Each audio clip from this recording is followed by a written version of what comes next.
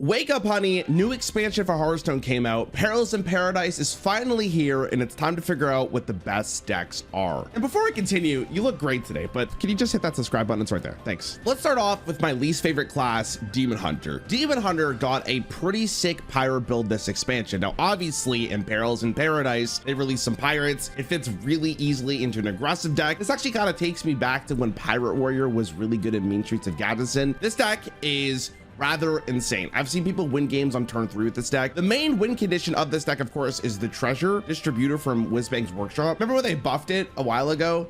Yeah, it's pretty good now. Thanks, Blizzard.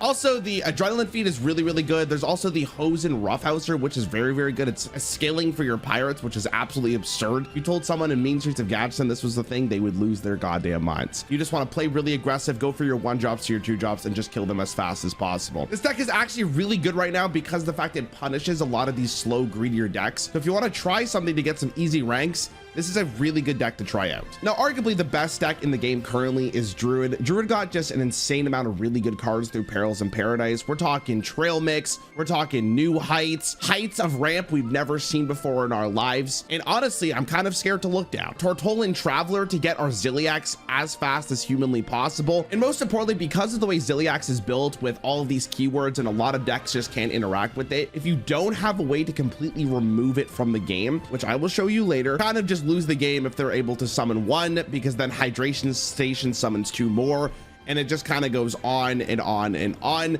The real way you kind of kill Druid at this point is through your hand, or you just kill them with the Demon Hunter that I showed earlier. We basically just took the really good Druid deck that was available before this expansion, added the really good cards from Perils in Paradise, and this is the monstrosity that we basically got. First day of this expansion, I didn't lose a single game over like 12 games with Druid. I feel like this is going to be really good. And honestly, if they're going to nerf any card from that, and I don't know if they're going to nerf to begin with, it's probably going to have to be Ziliax. It might be a serious problem for the early days of this expansion, but don't worry, I have the counter. And no, I'm not talking about my kitchen counter.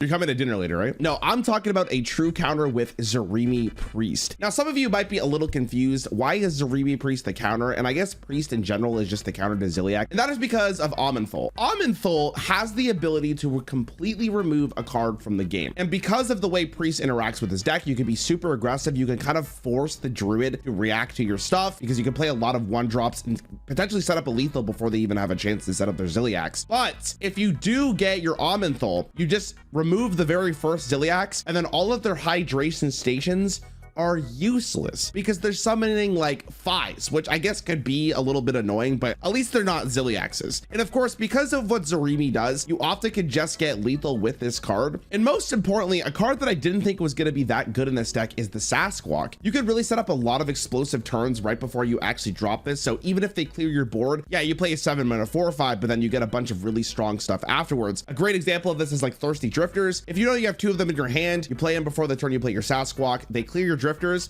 you got them again. Mainly you want to go for the early game package, but if you know you're going against the Druid, it might be worth keeping this card so you could just Thanos snap their Ziliax and kind of just ruin their win condition. Another deck that has continued to be very good post expansion release is Pain Warlock. Now, it's not the exact same deck. Pain Warlock actually got a lot of really good tools to be even stronger than it was before, mainly because of this 1-drop right here. This is arguably one of the strongest 1-drops we've ever seen in the game. Is anyone else just really impressed that Flame Imp, after all of these years from classic till now, is still being played? That's a sign of a really well-designed card. But also, Curse Souvenir is really good to increase your self damage because again, you want to hurt yourself as much as possible in the game. Relax, in order for you to get your really big payoff cards. And in this case, you also run Party Planner Vona because of the fact that the Aura Boris is just really good in the deck. Yeah, it's a 6-mana 4/4, but if I'm getting an 8/8 with Taunt that also can just keep on coming back, that seems like a pretty good payoff for a deck that wants to hurt itself anyways. But obviously, the main reason you want to play this is to completely demolish the Druids before they even have a chance to ramp. And because you represent a lot of stats in the early game, it's a really great way to get under these Druids before they even get to play their Ziliax. But if they do get to play their Ziliax, you have this card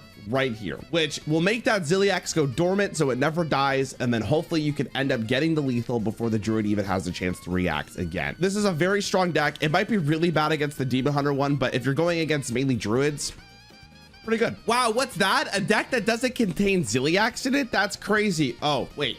Hold on a second. Ah, there it is. If you didn't know, the new mechanic in the game is the tourist mechanic, and because Warrior got Druid, they could use Druid cards this expansion, which you could probably guess means that Warrior is pretty great, mainly because of the fact that they also can resummon their Ziliax in a ton of different ways. Inventor Boom was already the main way of doing it, but now they also have 2 hydration stations, which is pretty ridiculous. And Warrior has ramp. Oh my god, Warrior got ramp. Who would have guessed that that was a great idea?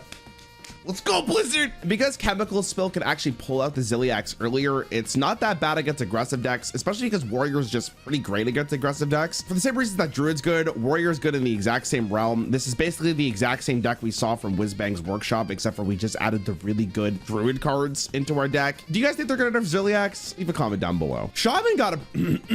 What the fuck happened there, man? Shaman also got a really interesting deck this expansion because they are allowed to use the Demon Hunter cards, which means for the first time ever, I think Shamans are playing Pirates, so that's kind of cool, I guess. Basically almost the exact same concepts as it is for Demon Hunter for Shaman. Shaman has a couple of the late game tools that might make it a little bit more interesting. For instance, the Horn is a great way to get through taunts. You also have the Backstage Bouncer, which is just a pretty good 4-drop if you have another like 1/1 on the board. And of course, Ziliax is here because this is Ziliax in Paradise, not Perils. Don't get it twisted. Basically, if you want to play Pirate Demon Hunter, but you want to play it with Shaman, this is the deck for you. And if you thought to yourself, there's no way the lethality is going to get even stronger with this expansion, oh my god, you're wrong. There is a new rogue deck that is here that is running an elemental package specifically because of Lamplighter. This card does damage to the face, and because rogue has the ability with cards like Shadow Step and Breakdance to bounce minions back to their hands, you can do a lot of damage from hand. And because it is 3 mana, once you Shadow Step this card,